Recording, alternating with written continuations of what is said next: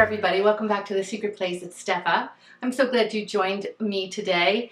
I have got one of the 3 books in this trilogy by David G. Benner. I've shared Benner with you before. This is a new book that a young friend recommended to me, and it's part of his trilogy. It's called The Gift of Being Yourself, The Sacred Call to Self-Discovery.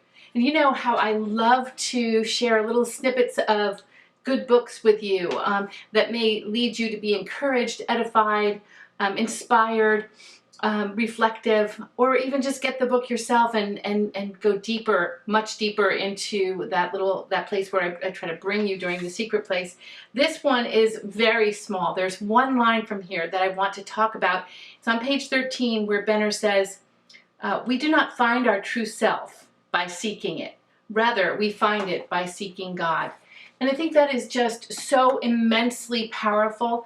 Some of the lies that we believe about ourselves keep us from finding our true self. He says later on, there's a lie that grows from the soil of self-ignorance. And that lie that grows in the soil of self-ignorance, it keeps us from knowing ourselves, from accepting ourselves, from understanding ourselves. And that can keep us, my friends, that can keep us from knowing God well, closely, from loving God, from receiving His love. And I want to talk about that again today. I know I'm always on this subject of identity because there's this misnomer that has been going around for as long as I've been a Christ follower. That's since I'm 17, and you can guess how old I am from there. That's quite a few decades ago. And that lie is, pay no attention to yourself. Don't look at yourself in the mirror. Always defer. Don't focus on yourself. Don't spend any time looking at yourself. And I think that it may be well intended because there's such a selfishness that kind of is like a crack through all of us, every single human being. But it really leads us down a rabbit trail away from peace and communion with God, rather than peace and wholeness and fullness and virtue even. And that's because we can walk forward in this knowledge of God without putting the love and relationship to it. And we just walk around like a, should I give you this picture or not? We walk around in so much pain that it's like we walk around with this great head wound or this great heart wound that just doesn't heal. We keep picking the scab, and we wonder why we don't heal, but we keep going back to those places where we're picking at it because something needs to be dealt with. There's a root that needs to be dealt with, and that root is accepting ourselves for who we are. Flaws and all. And again, if this is your first time listening to The Secret Place, visiting here, The Secret Place, great, but I'm sure, and I hope you come back, but I'm sure those friends who have been listening for a long time will say, I've heard you say this before, Steph. And I have, because I really want to kick. I do. I want to kick the ball down the court or down the field and out of bounds, like into the stands, into the bleachers. Get ourselves away from thinking that self-awareness is the same as self-focus. Our personality is developed by believing some of these lies about ourselves, like I'm just not enough, or we compare ourselves to someone else, or we compete with someone else, or we give up. And again, Benner tells us we do not find our true self by seeking it. We rather find it by seeking God. And that's the shift that I wanted to mention today. So instead of just avoiding thinking about yourself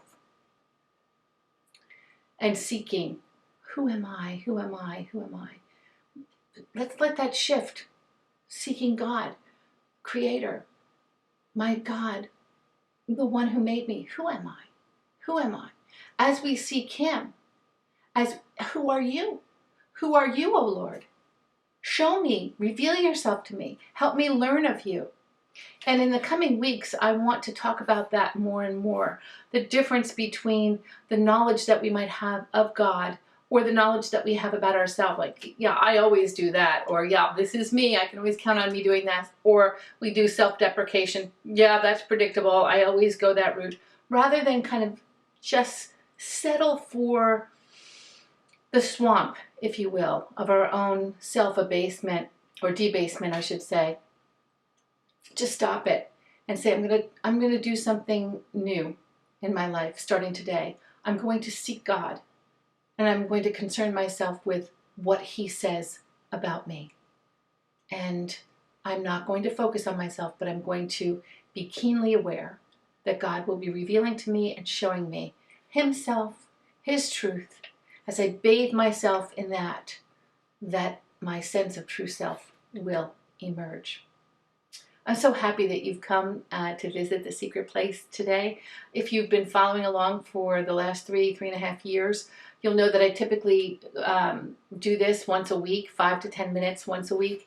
But this summer I've kind of taken a break, and I've gone once every 2 weeks or so, generally. I like to involve you guys in the truth of what I'm going through. So instead of just waiting till I feel great and everything's going well, I usually just, post a video every week to encourage, inspire, and edify, even if I'm not feeling that way, because that helps keep me in the rhythm of life. That helps keep my eyes focused on the higher truth, the truth of the Lord, God who made us and loves us and has a plan and a purpose. So I hope that you find that too, and I hope that you come back again. If you have thoughts or comments, questions, please feel free to leave them. And I'd love it if you subscribed and press the little bell to get these YouTube videos. Thanks for coming. You're okay. You belong. You have a place. I'll see you again soon. Bye-bye.